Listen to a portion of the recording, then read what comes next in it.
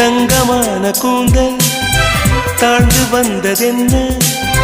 வனிதை உந்தன் பாதம் கண்டு வணக்கம் சொல்லவோ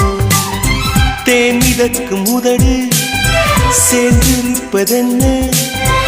ஒன்றை ஒன்று முத்தம் இட்டு இன்பம் கொள்ளவோ மானிட பிறவி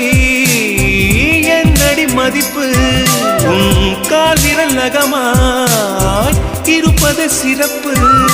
100 கோடி பெண்கள் உண்டு உன் பால் யாரும் இல்லையே ஆனால் கண்ணி உந்தன் கண்கள் மட்டும் காணவில்லையே